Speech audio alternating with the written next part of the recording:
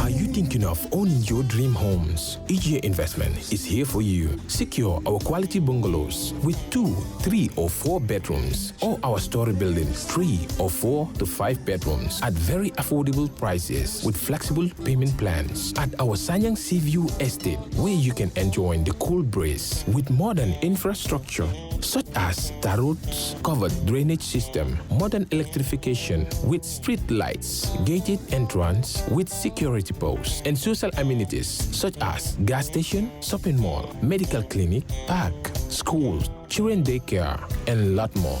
Our dedicated team of professionals will keep the estate clean at all times, provide security and patrol team within the estate premises, install latest technologies such as CCTV, Wi-Fi, home network installation, solar panel, and power backup system. Also, check out for our additional home facilities and interior design service such as premium tiling, wall plaster, home landscape, fingerprint home lock, and a lot more. Visit our office at Senegambia Kololi Highway and get a free site visit tour, or contact us on 4464838. WhatsApp us on 3259220. Or you can visit our Facebook page or Instagram on EJ Investments. EJ Investments, we are first in properties.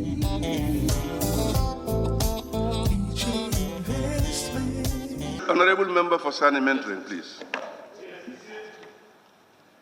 The same line, it has been reported that you have double D there.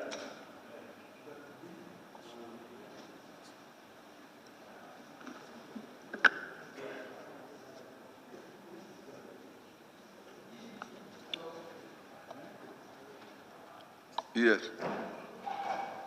Yes.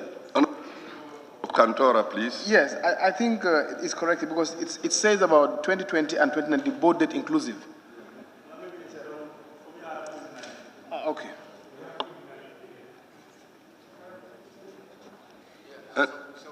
Any other issue? It's okay. Thank you. Thank you, honorable members.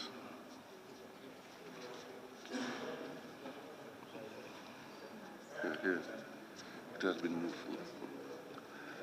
Thank you, honorable members. It has been moved and seconded that the records of votes and proceedings of the National Assembly sitting of Friday, 29th November 2019 be approved with amendments. Those in favor, please say aye. Those not in favor, please say no. The ayes have it. Laying of papers and reports. Report of the National Assembly delegation to the third ordinary session of the Fifth Parliament of the Pan-African Parliament held in Madrid, Republic of South Africa for the period 2nd to 19th October 2019 by Honorable CDS Jata, Head of Delegation. Thank you very much, Clerk. May I now invite the Head of Delegation.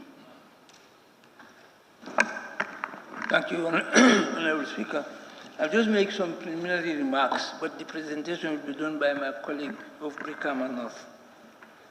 Honorable Speaker, the last session of PAP, the third ordinary session, was held in the aftermath of the anti-foreigner violence in South Africa, which shook the country. PAP Bureau had to meet to make an assessment as to whether or not the session should be held. But eventually they arrived at the conclusion that it should be held, and it was held, but attendance was not, as usual, very good. Many countries did not go. Even here, our speaker was very critical of our going, but all the time we went, but there was no problem. Actually, what people saw in the Facebook and in some of the fora were just a repeat of certain things that had happened since 2013. For example, where you had that young Rasta guy who was even talking about Gambia as being the most primitive, backward country, that was in 2013 and not this year. So, you know, we have to be very careful sometimes. Some of the things that we see in Facebook are just exaggerations of certain things that never even had happened. But all the same, the meeting was held and it went very well. There was no problem at all during the course of our stay there. But the report of the meeting would be presented right now by the Honorable Member for Brikama North, Alaji. Thank you very much, Mr. Head of Delegation, the Honorable Member and Head of Delegation for the Gambian delegation to Pan-African Parliament, Honorable Speaker, as he had given the brief introduction of things that happened before the ordinary sitting and then what was the expectation. The Gambia, as usual, was fully represented in the ordinary session. The delegation was led by Honorable Sidi Ajata, and among them, Honorable Alhaji Mbo, Honorable Alhaji Sankun Jame, Honorable Fatou K. Jawara, and my humble self, Honorable Alhaji Esdabo. We were accorded with a very competent secretary, Mr. Alhaji M. Dumbuya. Before I get into the report, I want to seize this opportunity to commend the Secretary for the job well done that enabled us to present this report on time. I think on our part, I'm not referring to any other committee. This is the first of its kind. I must commend the National Assembly Authority for providing us competent personnel to make our work very easy and effective. I wish all committees have secretaries of this nature. The Assembly will be very much full equipped to do the work as expected from us. On behalf of the head of the delegation, I want to once more thank Mr. Dumbuya and the National Assembly Authority for giving us a well-competent personnel in the person of Alhaji Dumbuya. The report is quite a bulky report, and I want to believe had been given to members well in advance, and you were afforded that opportunity to go through. Then therefore, I will not have the time to be giving you the peak-to-peak detailed reporting of the content of the report. We have the summary of the report, and I will also draw some salient points beside the summary where presentations were done, and then the Gambian delegations participated in those presentations.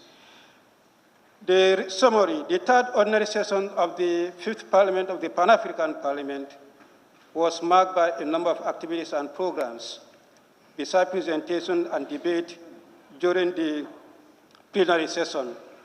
There were a series of committee meetings, regional and thematic caucus meetings, workshops, and seminars organized in view of the effective enhancing the role of the participation of the parliamentarians in their legislative oversight and awareness-raising functions. The report presented at the plenary includes the activity report of the Parliamentary covering the period May to September 2019, the report of the Committee on Audit and Public Accounts for the year ended December 2018. December 2018 updates on the 2020 budgets with notable cut downs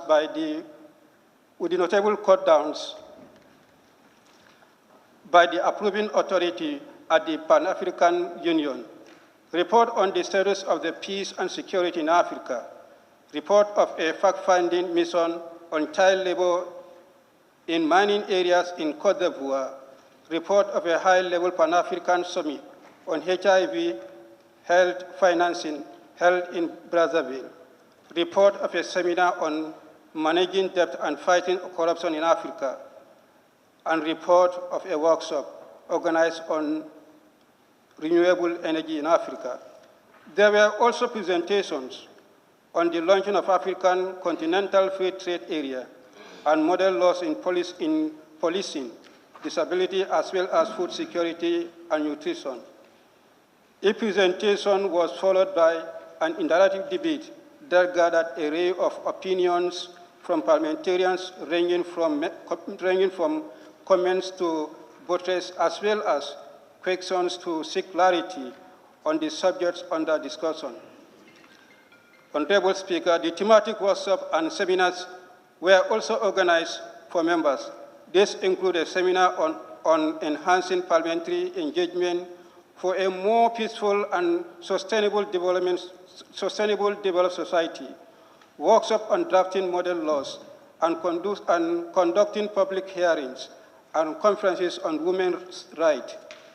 It is worth noting that emphasis was laid on the need for countries to sign a Malabo protocol relating to the Pan-African Parliament. The parliamentarians have been tasked to champion the cause of committing their respective governments to ratify this protocol. The Malabo Protocol, once it comes into effect, gives the Pan-African Parliament a full legislative status where it shall enact laws for the continent and ensure that each country assists by the laws. A total of 28 countries is needed for the protocol to come into force, and only 12 countries have ratified in a period of 5 years. Honorable Speaker, also concerns were raised over the high turnout of clerks at the Pan-African Parliament. In a span of 4 years, 4 clerks have either been fired or resigned. Most members consider this as outlandish and then express their appreciations of the gradual arbitration of the institutional memory of PAP. If proper measures are not instituted to curtail the anomaly, they call for the amendment to the manner clerks are hired and fired in order to provide for the office a guaranteed security of tenure. Meanwhile, a motion to honor the memory of the late Robert Gabriel Mugabe, the former president of the Republic of Zimbabwe, was adopted. Above all shadow of doubt, Mr. Mugabe was considered a doyen of African liberation. His contribution both at personal and at state level to support the cause of empowering African institutions devoid of foreign manipulation were the highlights of the debate on the motion. The Zimbabwean delegation used the opportunity to appeal for the support of the Pan-African Parliament and member state governments to add their way to their campaign for the lifting of sanctions over their country.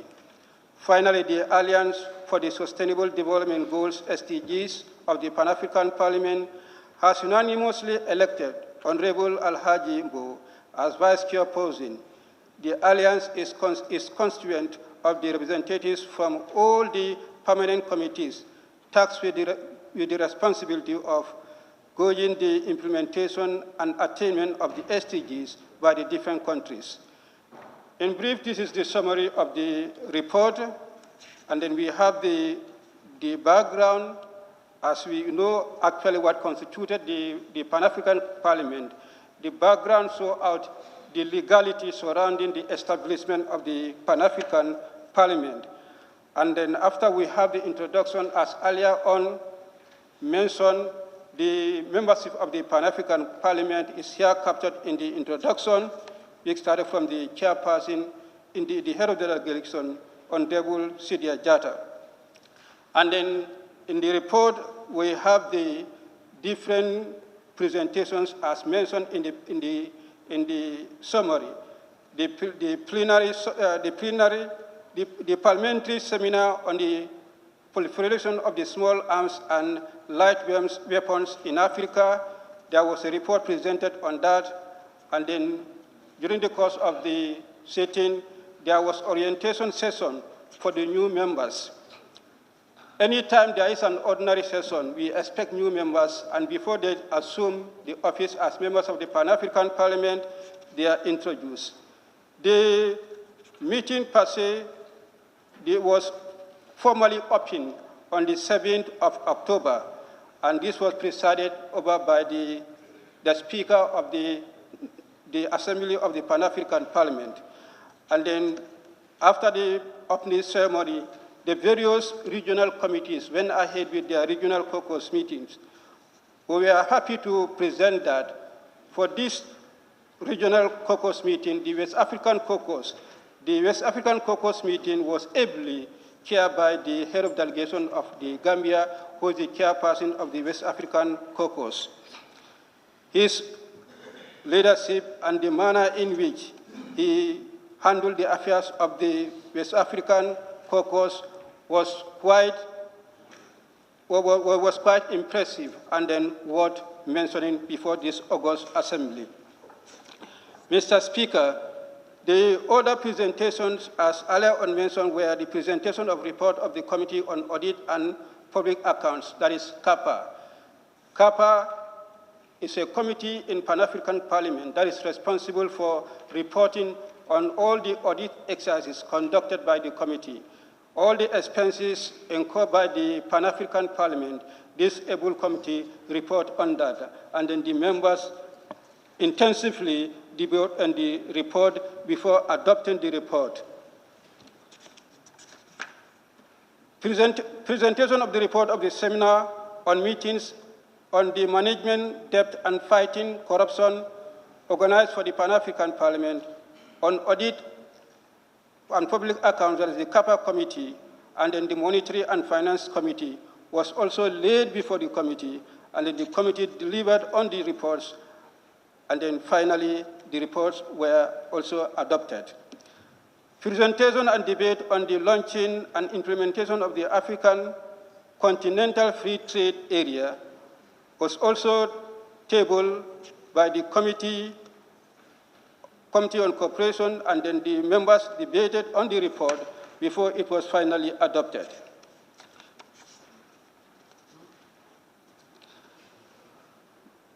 There was a report also on activities of the Pan-African Parliament on the Continental Free Trade Area. On this, the honorable member for Worldly Ways, who is the head of the Gambian delegation, had this to say. For his part, Honorable Sidia Jatta pointed out that failure is not an opinion for the continent. He admitted that there might be issues and challenges. However, he pointed out that those challenges are not impregnable. He indicated and that most of the goods that are circulating are produced outside the continent. He hoped that this initiative would propel the continent into the process of transforming its raw materials, thereby creating employment and income. In order to effectively facilitate this role, Honorable Jatta raised the following questions: what type of products will be sold in CFTA? What will be the medium of exchange in the trade? What will be the qualification of actors, particularly the non-African actors? In response of these questions and concerns raised, His Excellency Albert M. Mogame, the Commissioner for Trade and Industry at the African Union, pointed out that he has taken note of everything and expressed his wish to give an official reply to each of the points raised by Honorable Jatta. And on the presentation of the Committee on Cooperation, International Relations, and Conflict Resolution on the status of peace and security on the continent and the communique of the committee sittings in Kerr. In this report, we had the Gambian delegation who also contributed. Honorable Alhaji Mbo, in his contribution to the debate, Honorable Mbo acknowledged that the report touched on critical issues that must be cause for concern in Africa. He, however, queried that the report could have noted some of the problems that give rise to those issues that have noted. He cited problems such as the president changing or attempting to change constitution to enable them to stay in power for life, the increasing number of youth unemployment areas in the continent, and the marginalization of women in politics as pertinent issues of most of the challenges stated in the report. He said he was not sure why the committee could not capture them in the report. And Honorable Alhaji S. Dabo also asserted that the black-on-black attacks in South Africa is becoming unbecoming. He called on South African government through their representatives in the PAP to launch a comprehensive independent investigation into the circumstance that led to the callous incident perpetrated against the foreign nationals in their country and report to this Parliament. Update on the approved budget 2019 of the Pan-African Parliament was also laid before the August Assembly, and there was presentation on the debate of the Pan-African Parliament Draft Model Police Act.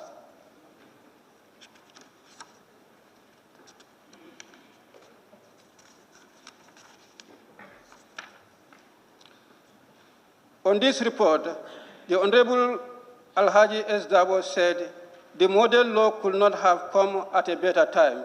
He said it is about time that the notion of citizens getting scared when they see the police change in Africa.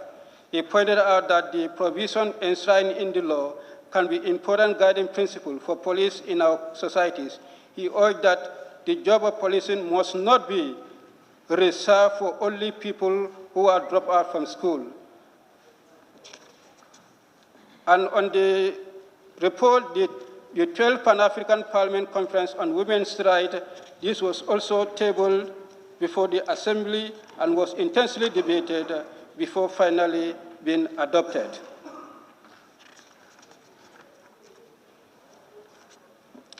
The draft motion to pay tribute to His Excellency Robert Gabriel Mugabe, former President of the Republic of Zimbabwe, was laid before the Pan-African Parliament, and this was intensely debated. The following Gambian delegation took part in the debate. Honorable Alhaji Sankun Jambe pointed out that the leaders like His Excellency Robert Gabriel Mugabe would have always been honored, even after their demise. He said all that was said about the deceased were true, and the list is not exhaustive. He prayed for his soul to rest in peace. And Honorable Sidia Jatta concurred that it was good that the Pan-African Parliament paid homage to Robert Mugabe, who he described as a great man. He said that the deceased deserved more than a tribute. He dedicated that Robert Mugabe succeeded in liberating the black as well as the white people. He said that the fundamental question that they as African parliamentarians should ask is how do they have to immortalize these efforts?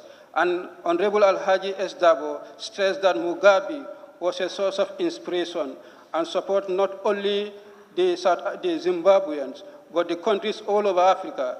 He said he hoped that other African leaders will take stock of his legacy. The Pan-African Parliament comment on Uganda for its policy on refugees. Honorable Alhaji Mbo beg to move a motion that the Pan-African Parliament commends Uganda for its integration policy on refugees. This motion was debated, but it was later referred to be properly presented, perhaps by the coming ordinary session. The presentation of the report of the high-level Pan-African Summit on HIV and health financing was also laid before the August Assembly and intensely debated and finally been adopted.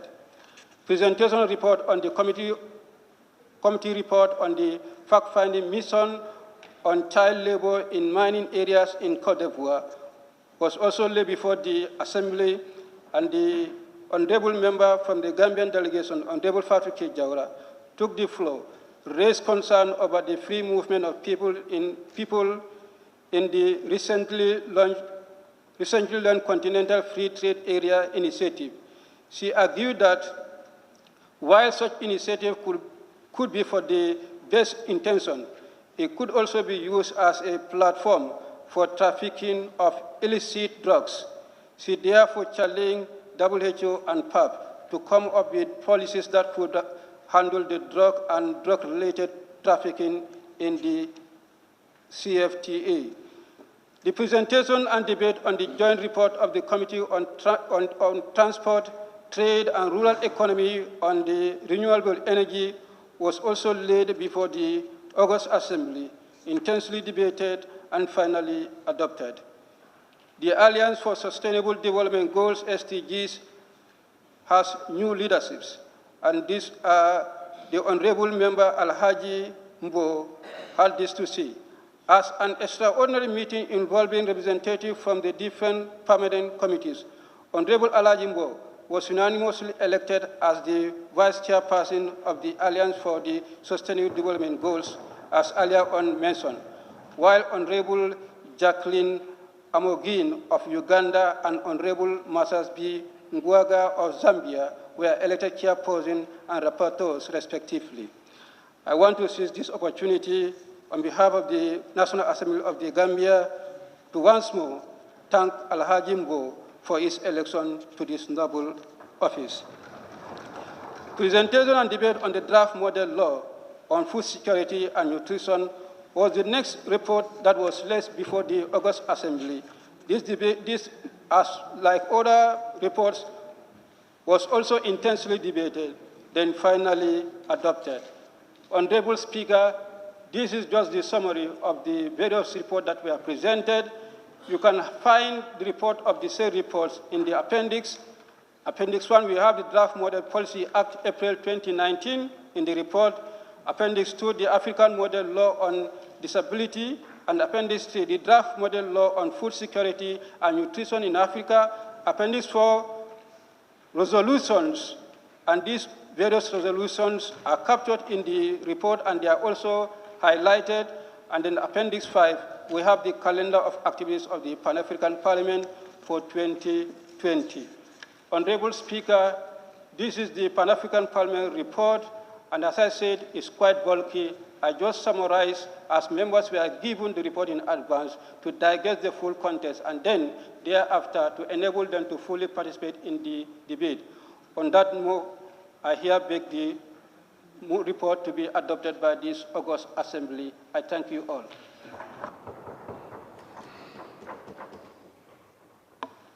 Thank you, Honorable Member. Any seconder to the report?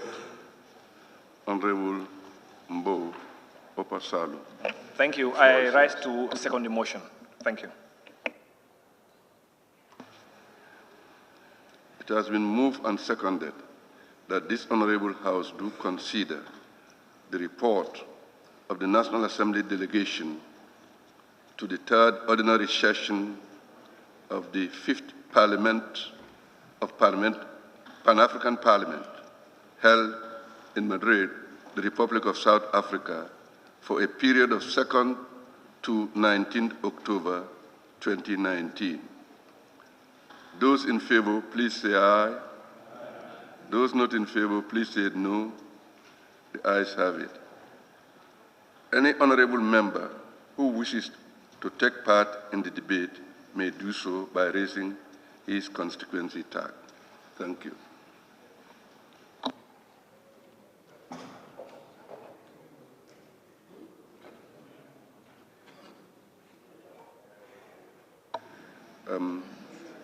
Honorable Member for Banjul South, the floor is yours.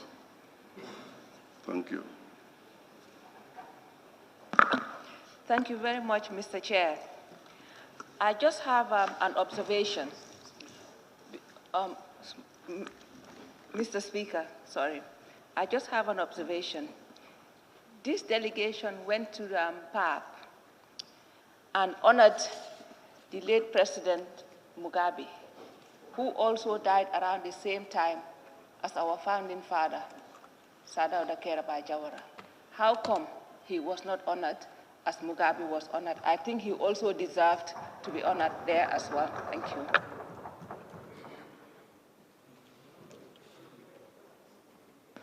Thank you, Honorable Member.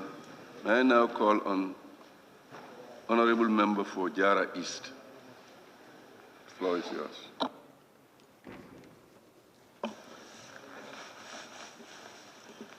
Thank you very much, Mr. Speaker, for giving me the floor.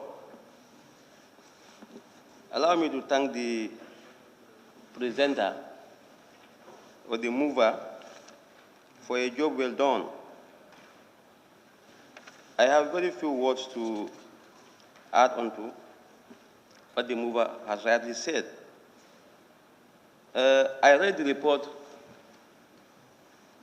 and I'm quite satisfied with the outline, the way and manner the report is arranged. I'm quite satisfied with it. Mr. Speaker, it's about the Pan-African Parliament, known as PAP, which is housed in South Africa. I just have a few concerns. South Africa being the place where PAP is housed, Mr. Speaker, we are all aware of the xenophobic attacks or black against black attack that took place there some time ago. And I think there is need to send a strong message to the people of South Africa. Attacking your fellow black people is against the aims and objectives of PAP. Because the essence of PAP is to integrate Africans, is to make sure that Africans continue to love one another. Africans continue to do trade without any restrictions, and Africans continue to appreciate one another. And so one of the objectives of PAP is for Africans to see their fellow Africans as their brothers' keepers or their sisters' keepers. That must be one of the requirements why PAP was set up. Mr. Speaker,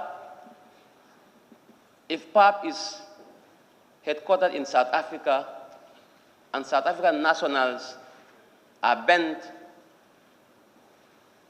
on attacking their fellow compatriots, I think that does not go well for the PAP, and that will not give a good name to PAP. I think as South Africans, they will be the first nationals to spearhead African integration for the simple reason that the PAP is headquartered in their country. Mr. Speaker, I hope our delegation are not pleased with the way and manner African nationals are being butchered or brutalized in South Africa. And I believe they must have done their utmost best to speak against what must have happened there with regards to black against black. It's not healthy for African integration, and it will not take us anywhere. So I'm sending this strong message that the South African Parliament must do everything humanly possible to nip this practice in the bud, because it is painting Africa in a very negative manner. And Africa needs to be painted in a more positive light.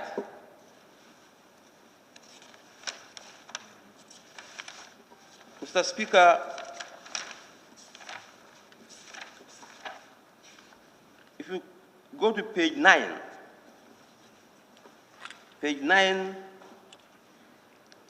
where you have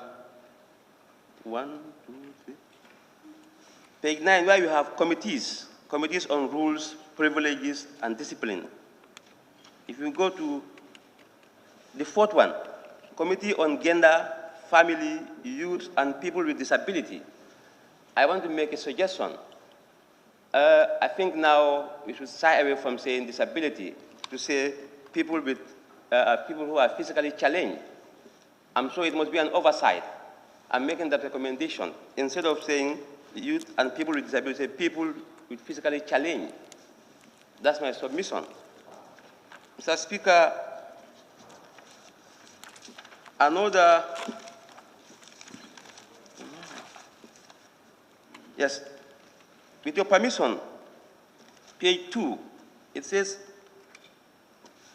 when you come to the background, it reads, as the proposed legislative body of the AU, the establishment of the Pan-African Parliament is informed by the vision to provide a common platform for African peoples and their grassroots organizations to be more involved in discussions and decision-making on the problems and challenges facing the continent.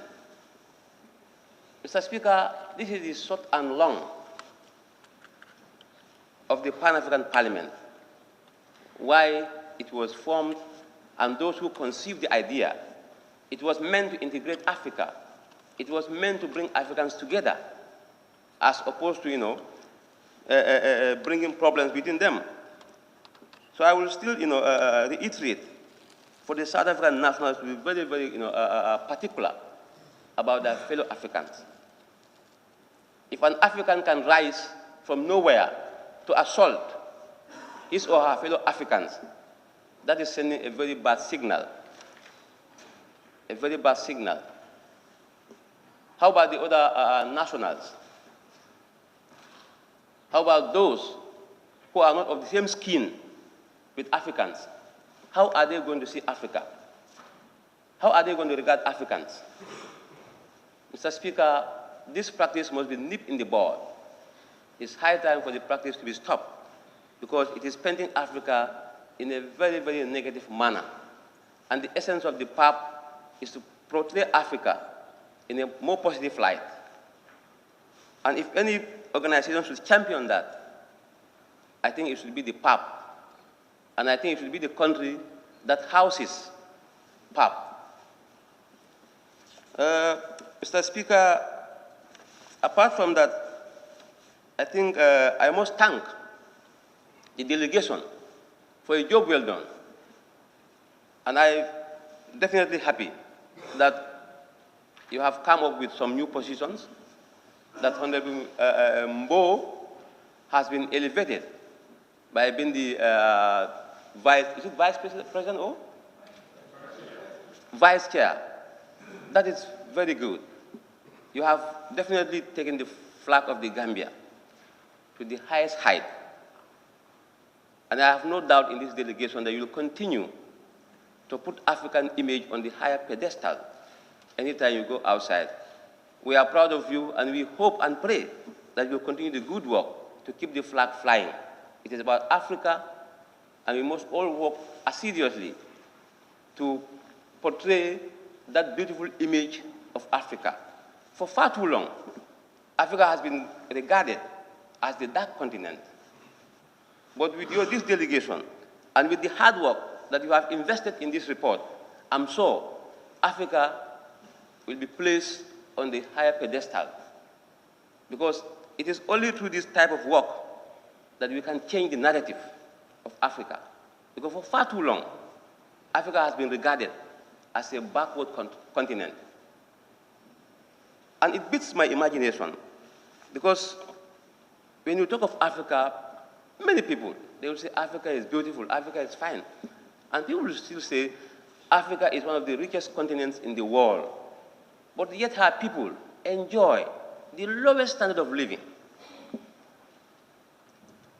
This is, incomprehensible. With all the, vast resources, with all the human resources, with all the pool of resources that we have at our disposal, still, Africa is considered or regarded as a backward continent. I think it behoves on us now as Africans to tighten our belts and start, fighting. The fight that was done by the Mugabes, the fight that was spearheaded by the Nkrumahs, the Sadaudas, you name them. Now the ball is now caught to make sure we fight ferociously so that we can maintain our dignity. Because without that, we are nowhere. And I hope this will resonate very well with all Africans. And I have no doubt in my mind, Mr. Speaker, that this report will be allowed to navigate without any let or hindrance. Thank you very much. Thank you very much, Honorable Member for Jara East. May I now call on Honorable Member for Bakau. Thank you very much, Mr. Speaker. I have a very limited comment on this report since I got the document this morning. So I have just one observation that I want to share with my colleagues. Page 5 of the report, it has been indicated that orientation session had been conducted for new members, but the report have failed to produce us where the new members comes from. So as a purpose of records, we would like to know where those new members comes from. I thank you. Thank you very much, Honorable Member for Bakau. May I now call on Honorable Member for Serakunda. The floor is yours. Thank you very much, Honorable Speaker. The report tells us what our Parliament is actually doing to influence the decisions at the level of the Continental Parliament. And this is precisely what the linkage should be. The national parliaments, regional parliaments, and the Continental Parliament must speak the same language. And that is inconceivable without having these reports so that we can gauge whether what we are doing at the national level is also influencing what is happening at the continental level, vice versa.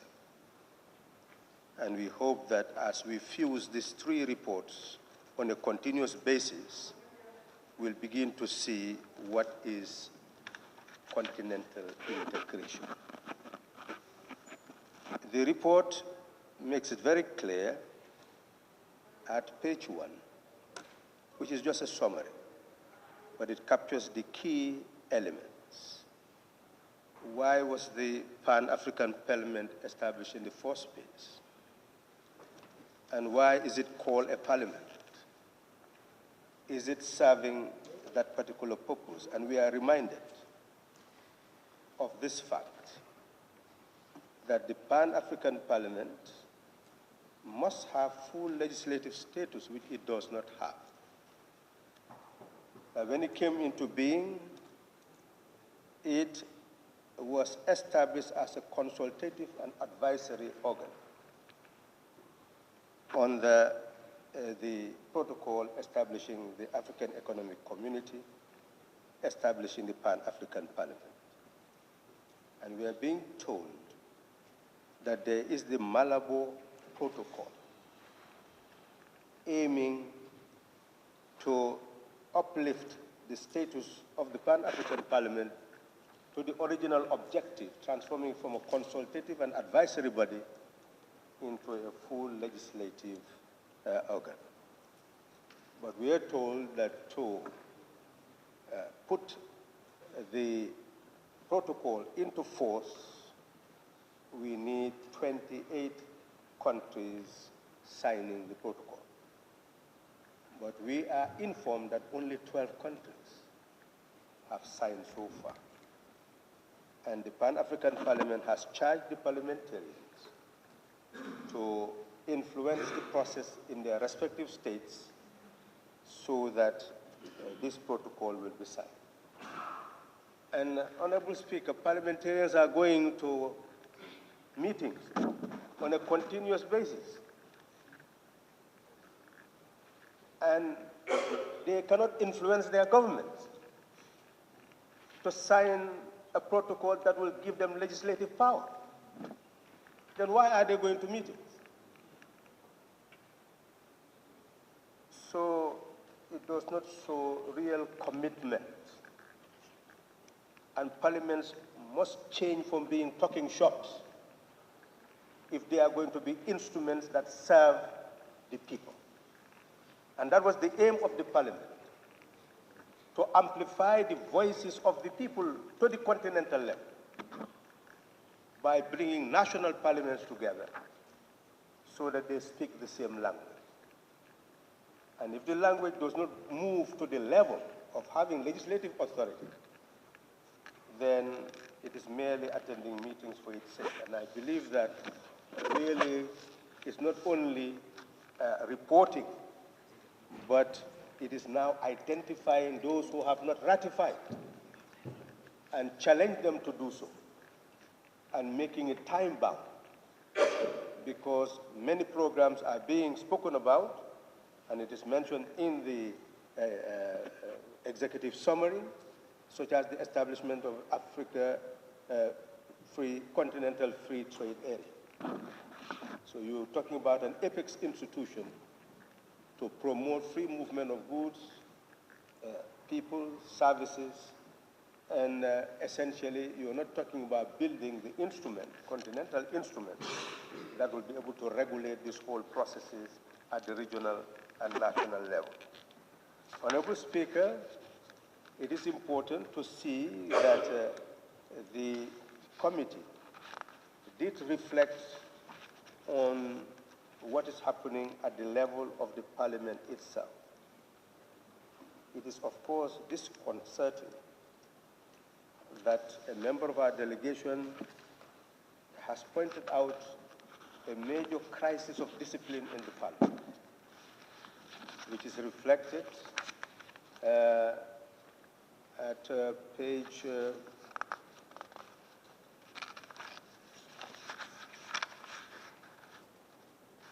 in one of the pages anyway, Honorable Speaker. And what doubts me, at page 9, the first paragraph, I had to consult the head of delegation that what is represented here is a major threat to the integrity of the Pan-African Parliament. And it is being featured in our own report. And if we adopt this report, then this element becomes a part of it. And the committee, the delegation needs to explain what actually transpired. Because there is a charge, and I will not mention it. And what is important is that they have a committee of rules, privileges, and discipline. And any allegation of indiscipline at that level should have been investigated by that committee, and ultimately a report presented to Parliament, and then a decision taken in terms of disciplinary action. And that report will feature in the report of our Parliament to show that the Parliament is not just sweeping things under the carpet, that they have done what a Parliament should do. But what is reported here shows that what has been done is it's still incomplete. Then why is it featuring in the report? So I will say that if a member feels this way, then our parliamentary delegation must take this back to the Pan-African Parliament, and we expunge this from this report and challenge the Parliament to do what it's supposed to do. Otherwise, the integrity of the Parliament will be blemished. And we don't need a continental Parliament who is blemished at this juncture, because it will cost the Parliament resources, it will cost the Parliament international integrity. And this should not be taken lightly, because this is a modern issue. It's an issue that the world is concerned about. And if the Parliament does not show resilience in dealing with it, the Parliament will be indicted. I can assure you that. So, Honorable Speaker, as I said, I will not want to even quote what is said there.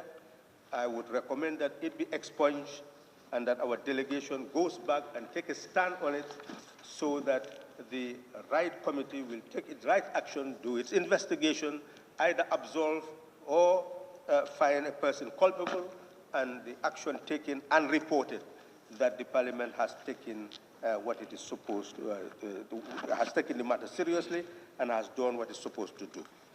Honorable Speaker, the summit indicated the various activities that had taken place, and some of those issues are fundamental. The issue of these light weapons circulating all over the continent.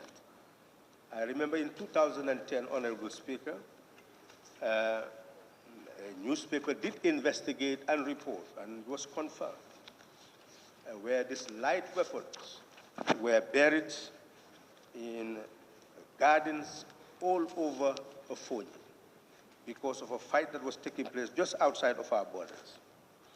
One would wonder what the current situation is, because at that material time, the government was helpless, because a war existed just across the border, and Gambia served as a place where weapons were stored as the fighting goes on. The issue is very significant, and the threat of crisis is an ever-growing phenomenon, because we have not addressed the issue of such crisis, because we have not addressed the problem of the young.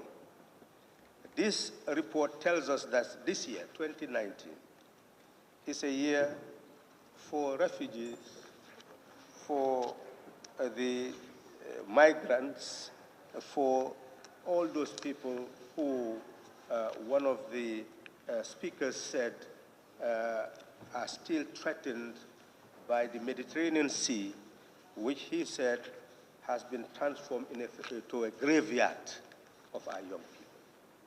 So it is important that as this year ends, that we begin to examine the failure of the year, that we have not focused on the problem as we should.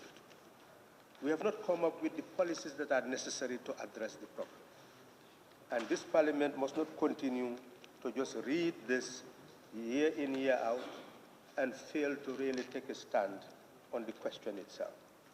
So it is important that we engage the Minister of Foreign Affairs to begin the process, the linkage between interior and youth that they told us they are committed to, for them to come to this august body and tell us what concretely they are doing about the problem. Give us the statistics and show us concretely what they are doing with their partners. On the other side, of course, what they want is simply to get rid of all those people who go to their countries, because they believe that will be a solution to their problem. In our report, ultimately, we will show that we are challenging them on that notion, on that mindset. We are telling them that even their people are in our countries, and many of the old people are having homes in our country, and that they have not done sufficient research to find out how many Europeans are resident in our country and what type of life they are living. They have not done sufficient research to indicate how much well they are plowing back from our continent to their continent. They have not done so. We requested that they should do so that they will be able to see that what we are gaining from them is less than what they are gaining from us, then the mindset will change. To see that whatever relationship is being built must be done on a strategic basis, so that what is irregular, there is nothing like illegal migration. We told them that. Because every citizen has the freedom of movement, and the freedom of movement includes freedom to move out of your country. So there's no illegal migration. It is irregular migration, and when you get to the other side, that's when they declare your illegality. So there is irregular migration. How do they make them regular? Because the productive base on their side depends on extracting as much from us to expand their own economies. So our own economies are there, buttressing their own economies. And therefore, how should they manage that so that there will be a win-win situation?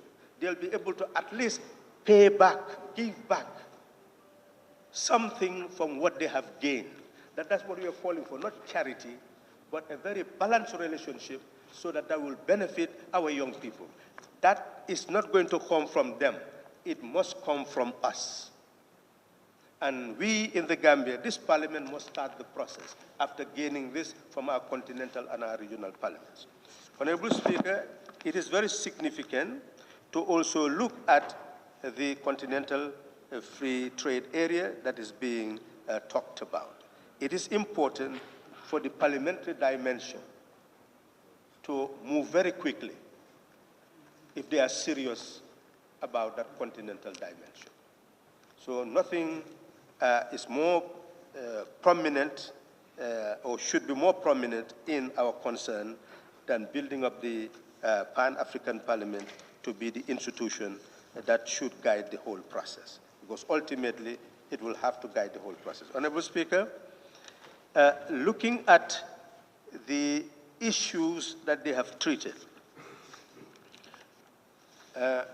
one thing that was mentioned at the beginning, and I should have even started with, is the passing away of Elaji Jao Kante of Guinea that was mentioned.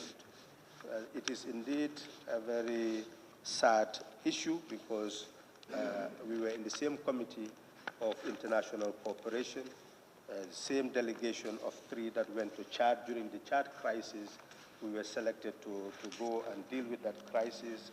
And he, since the time of Secretary, had been a very profound thinker, very determined Pan-Africanist, and it is sad that as life also contains that every beginning must have an end.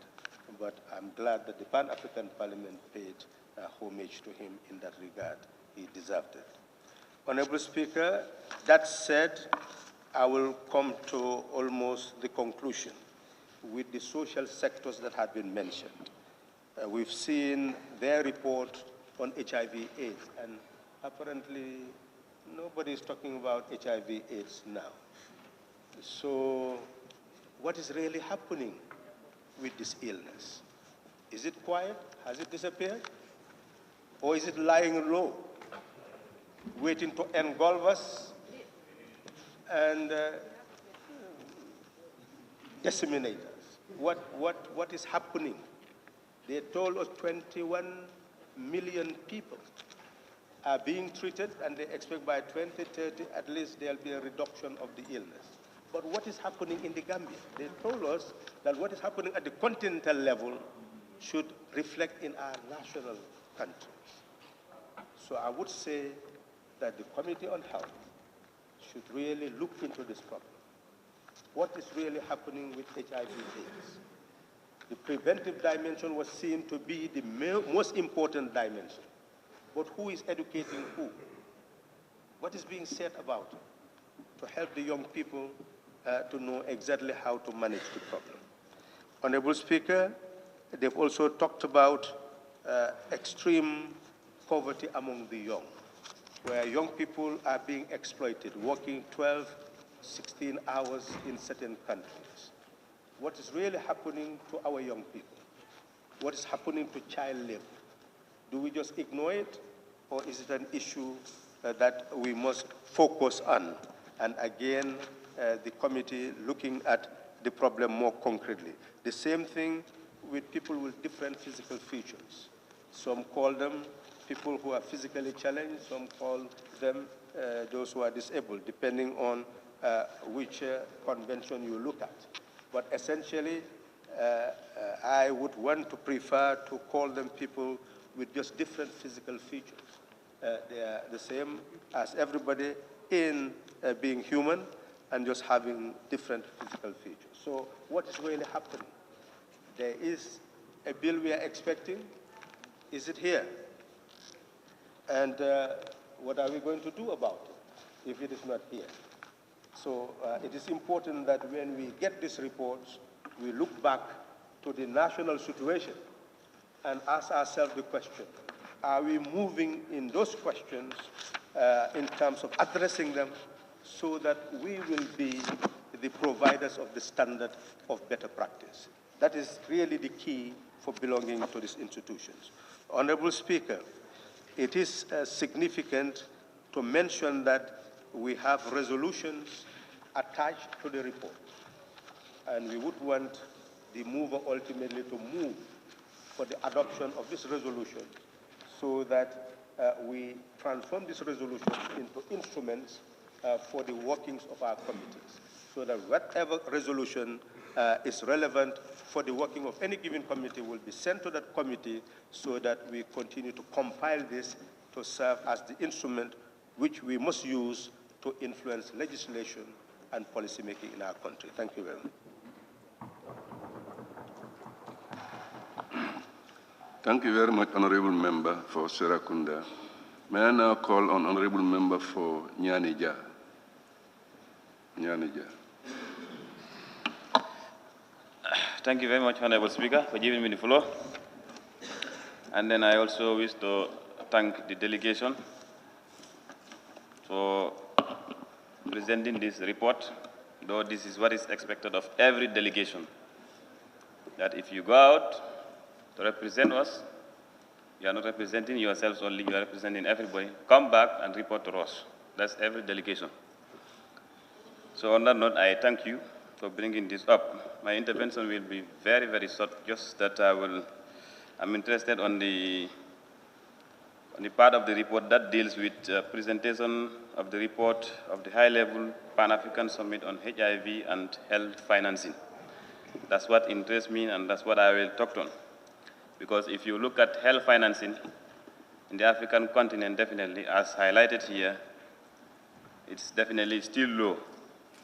African governments are still committing very limited resources in financing their health. Quoting from the statistics that were presented in the report, that African countries fell from 7.9% to 7.5% between 2000 and 2016. And I'm even afraid going forward that this is becoming lower and lower. So definitely, starting from the Gambia here, then going outside to the whole entire African continent, I think we need to do more to finance our own health services before leaving it in the hands of the outside world. Because as highlighted also, health is a universal right, and then as much as we want to develop this continent, definitely we need to invest in the health sector to make sure that we have an active workforce that will pursue our development goals. So, Honorable Speaker, I think that is very important that, as highlighted by the Honorable Member for Serekunda, the Health Committee will start looking at this part of the report and see what we can do in this regard. So, going further on the issue of HIV/AIDS that is highlighted in this report also, there is a concern, and then everybody is silent about it of recent, but it's still existing. It's still affecting many families, especially within the Gambia and even in the continent at large. Still now, the current statistics in the Gambia, we can still have a prevalence rate of 1.9%. That is considered low, but considering our population, is definitely very, very high, Honorable Speaker. So I think it is an eye-opener for all of us, especially for us from the Health Committee. We'll take it up with the Ministry of Health and see what we can do to make sure that we start committing our own resources own resources in financing health, because most of these affected victims or patients whom we know that they are suffering from HIV and AIDS are normally put under treatments, that is the antiretroviral treatment. And most of these drugs have been funded by donor agencies and others, definitely. The government needs to start looking in this direction and perspective of trying to get these drugs from our own resources too, because we can't depend on others for only spending on our health sector. So definitely, if you look at the African continent, and this is not a secret, if you go to the internet, you can get it statistic-wise on the prevalence of HIV and AIDS. They said out of 34 million HIV positives in the world, that is 69% live in sub-Saharan Africa, and Gambia is not an exception. So definitely, I think we need to be awakened by this. So there are also roughly 28.3 million infected people in Africa. 91% of the world's HIV-positive children live in Africa. So these are all frightening statistics that we need to put at the back of our mind. I said more than 1 million adults and children die every year from HIV in Africa. And then the question now comes to access and use of ARV treatment, like I highlighted before. It is argued that if you have access to this antiretroviral treatment that can suppress your viral load, you will be able to manage with the disease by controlling the symptoms and the adverse effect gradually, and that can give you a sustenance for a while, but not necessarily curing you, but it can give you that sustenance to at least withstand the effects of the disease for a while. But access to this is also a question, not only in the Gambia here, but even in the whole continent of Africa, because statistics have shown that it's only half of the infected people who have access to this. And then once you start taking this antiretroviral treatment and you don't have access to them, consequently, the condition might become worse. So definitely as a parliament and also as the members of the Continental Parliament, I think it is time for us to start advocating for our own governments to start spending our own resources in financing health, and HIV and AIDS is not an exclusion. So, Honorable Speaker, that was my contribution, and I thank the delegation. I also congratulate my brother for being elected as one of the committee's vice chair or whatever. So, I definitely congratulate and thank the delegation for presenting this report once again. Thank you. Thank you, Honorable Member for Nyanija. May I now call on Honorable Member for Nyamina West. Nyamina West. Thank you very much, Mr. Speaker, for giving me the floor. I first thank the delegation for a wonderful job that they have done. And it's definitely so that we are well represented in the Parliament, Pan-African Parliament. They have shown their talents, and they are also, we are proud of you. He speaks about security. I will first start with security in Africa. Which country can develop without having a security? No. There is no country in the world that can develop without maintaining security. And it must start from the grassroots, from your own people.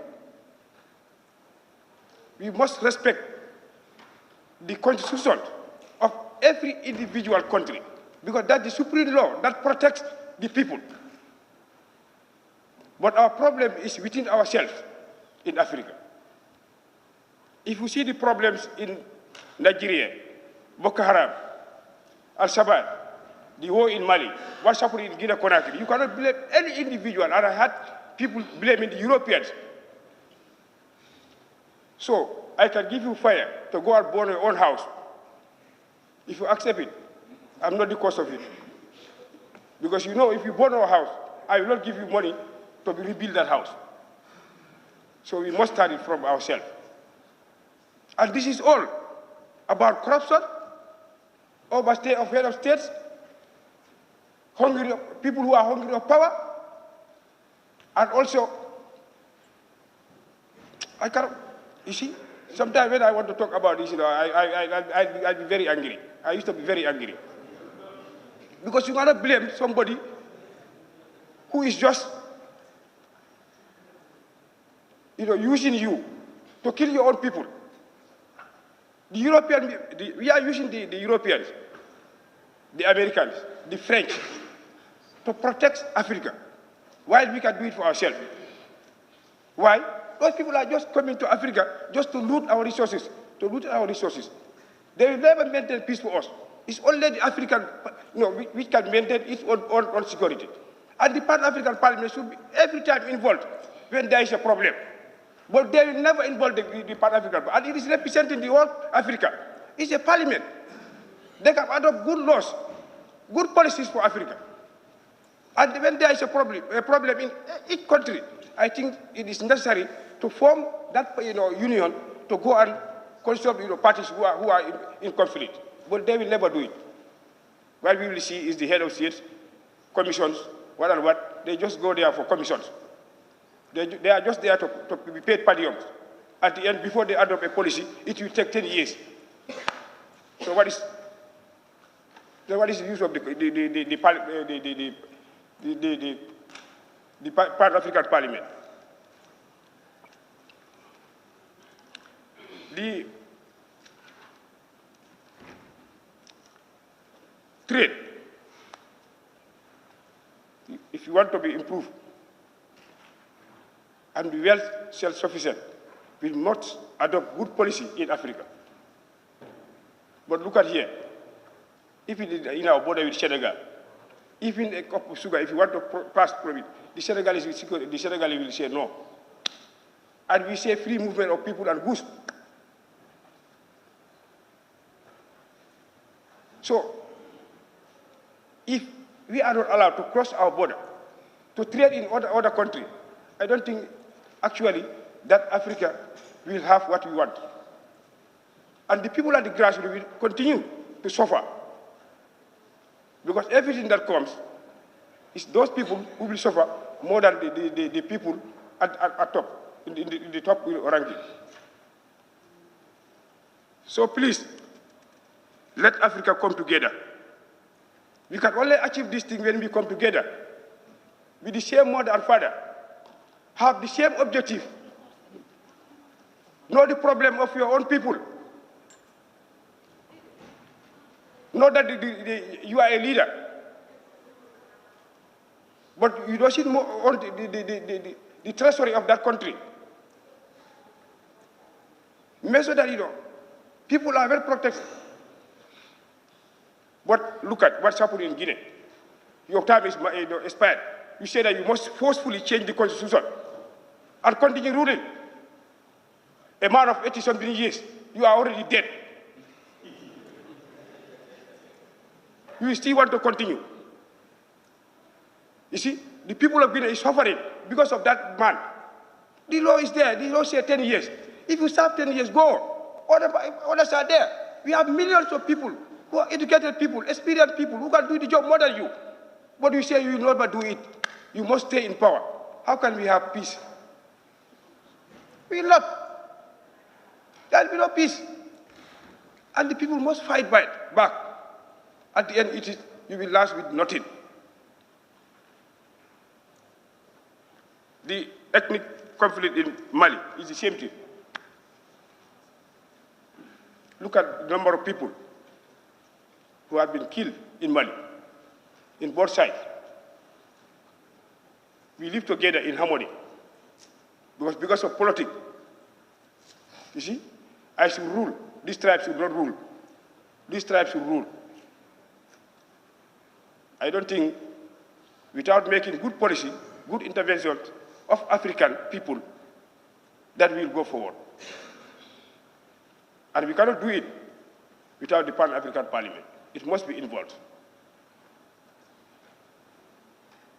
And I think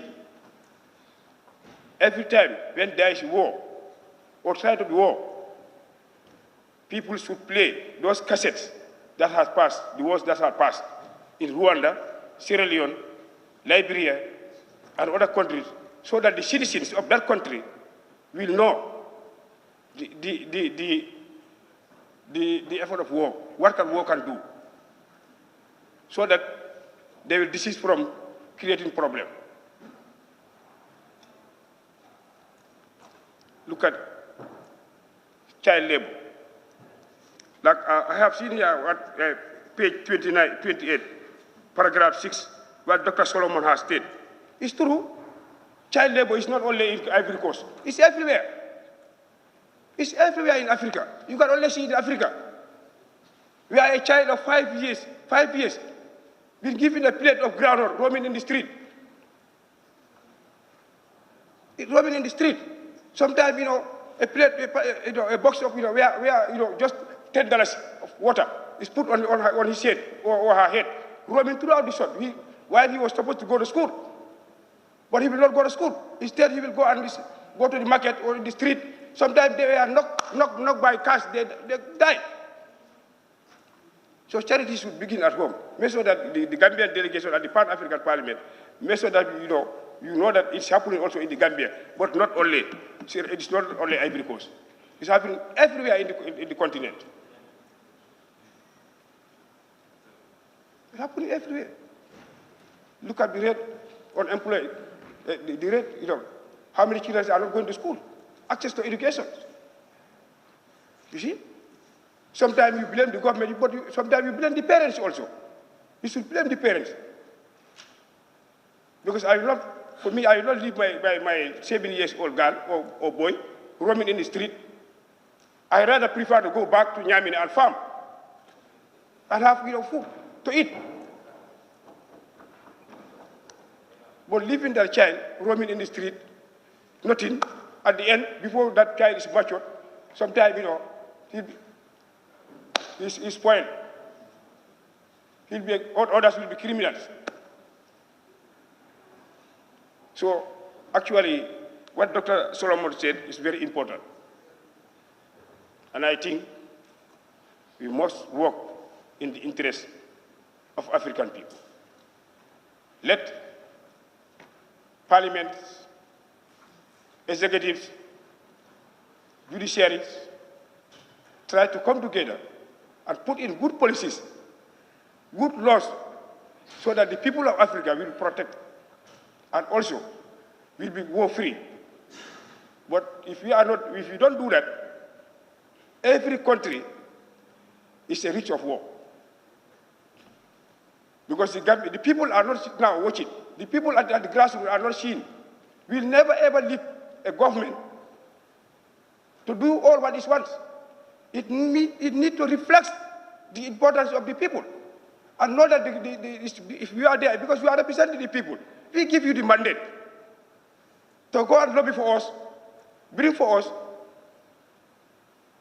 because all the credits and grants you are taking is not paid by you.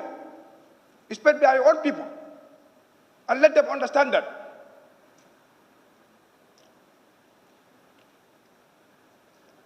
But if you are in power, you say you will die. You will die in power. Why? Because you know what you are corrupt. You will never want to leave power because you will fear of being taken to court. And in Africa now, every head of state who either voluntarily or overthrown, or unless if you die, even when you die, we'll set a commission for you. We must know what we are doing. And let them know. Let them know that. With this, I thank you all. Thank you, Honorable Member. May I now call on Honorable Member for Opasalu.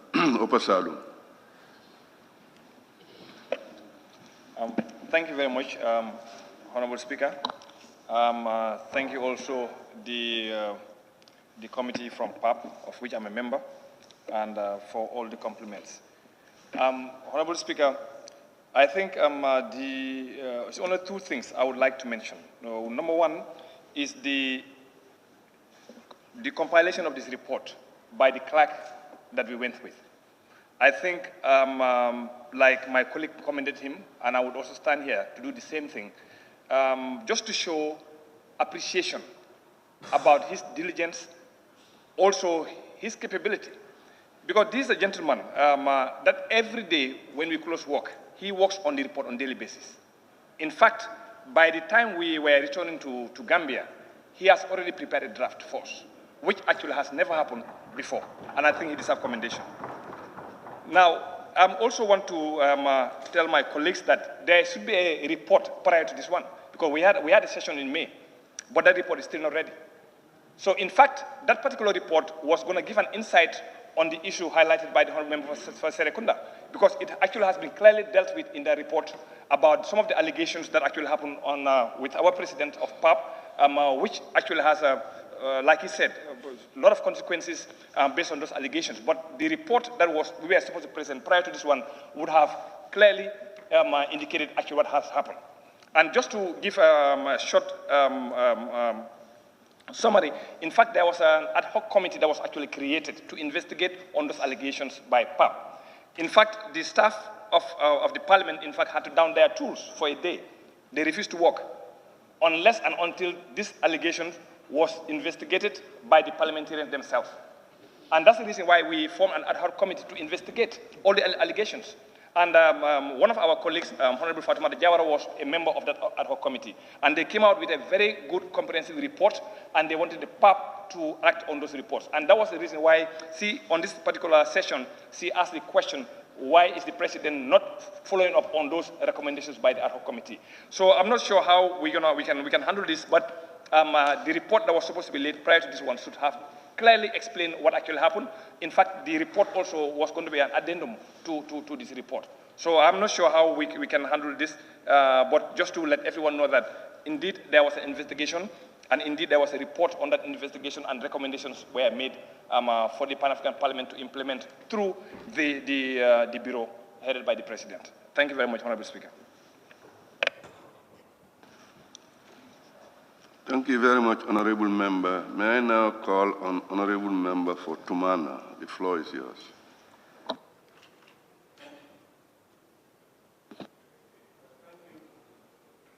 Thank you, Honourable Speaker, for giving me the floor.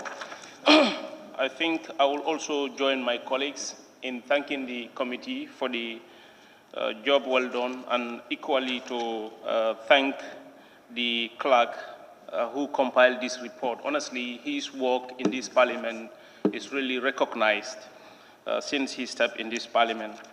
I would not want to or like to monopolize the time of the parliament. I will just go through the report and just have few comments to make. Like the first one, that is the parliamentarians have been tasked to champion the cause of committing their respective government to rectify this protocol. But it seems like, this is not happening according to the report, because a total of 28 countries is needed for the protocol to continue into force. But out of that, only 12 rectify this protocol. So I think on our own side, Gambian parliamentarians, I think we have to push these people and to know why, what are some of the reasons why these people are not still, or why they are still reluctant to rectify this protocol.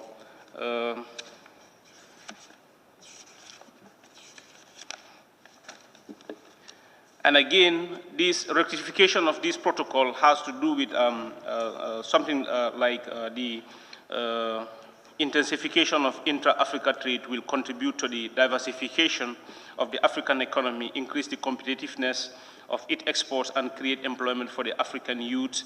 He also noted that the strengthening of intra-Africa trade,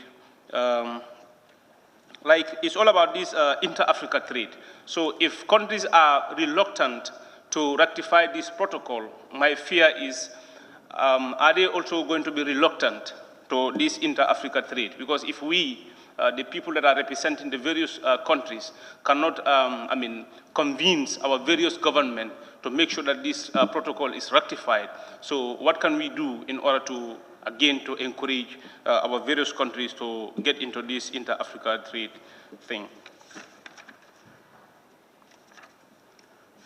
The other thing is about the composition of the representation of various countries, or of various countries. Like, I think I read it somewhere that the composition of representation is, the ratio is 2:3. 2 male representatives from each country and two female representatives of each country. But I mean, in our own case, that's a total difference. So I am also challenging the political parties to make sure that, female representation in this parliament is very key. Because as we used to say, there are certain things that are discussed here. Female can, make more deliberation on them than men. So we have to make sure that, we look into this issue so that, it can be addressed.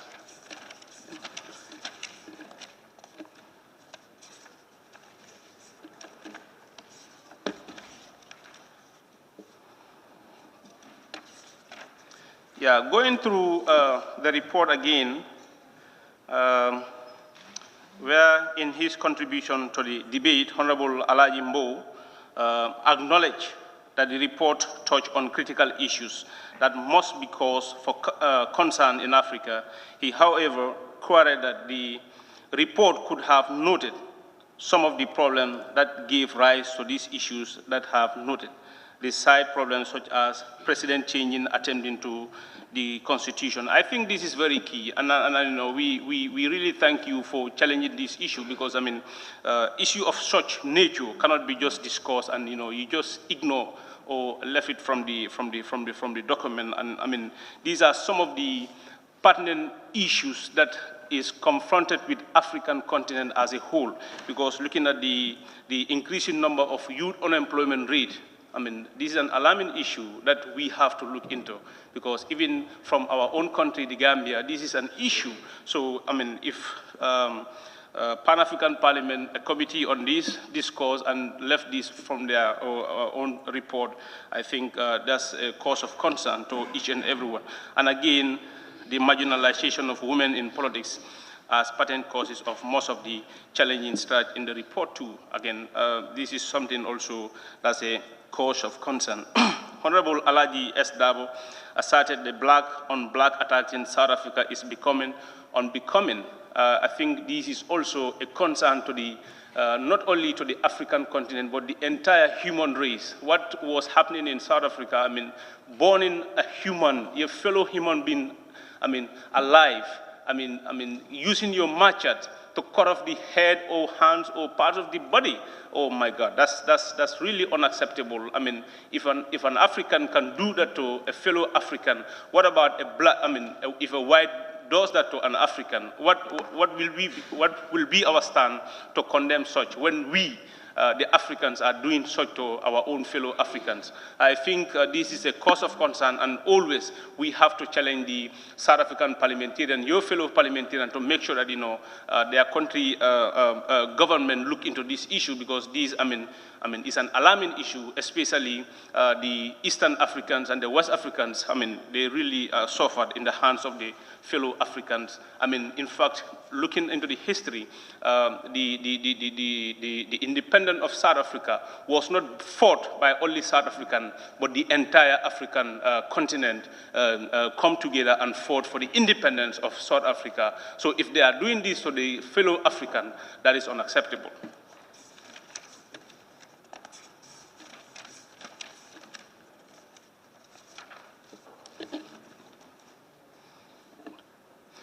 Still going through the report on Zingers, further revealed that the research indicated that in 2016, over 21% of children aged 5 to 17 were doing hazardous work in the country. These works, he highlighted, include crushing and transporting stones, blasting rocks, walking underground, and seeing and extracting gold with mercury on Syndic. So, this is again a cause of concern. These are some of the things that are happening in our own country, the Gambia.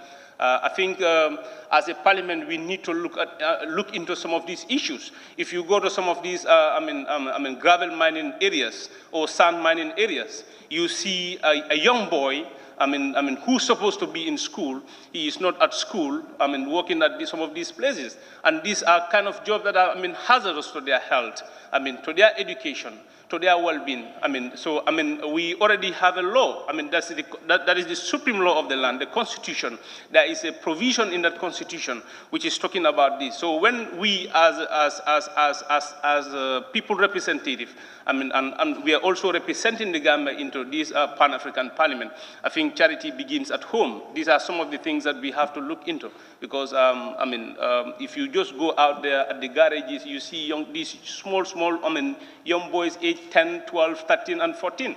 It's unacceptable. At this point in time, they're supposed to be in schools. So if they are not in schools and they are doing some of these works, where is the future of this country? It will always be in a doom.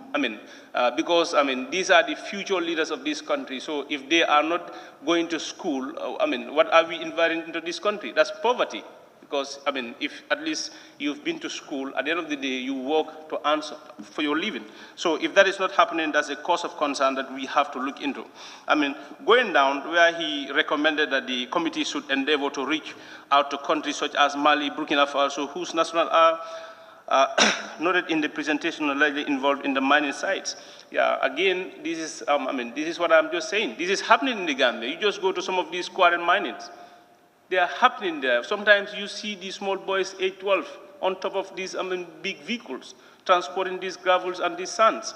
This is unacceptable. We have to help these kids, because, if I don't have a help, or if I was not given the opportunity to go to school, I would have not been in the parliament. There are some kids that are doing the same thing. Maybe they lack the poor, they have the poor parental care. This is why they end up doing some of those things. So at least, if we make sure that, we try to help these kids, so that, they will be more important to us in the near future. I think going through this report, these are some of the things that I just considered and want to do my deliberation on. On that note, I once again thank the committee or the delegation for doing this marvelous job. Thank you, Honorable Speaker, for giving me the floor again. Thank you.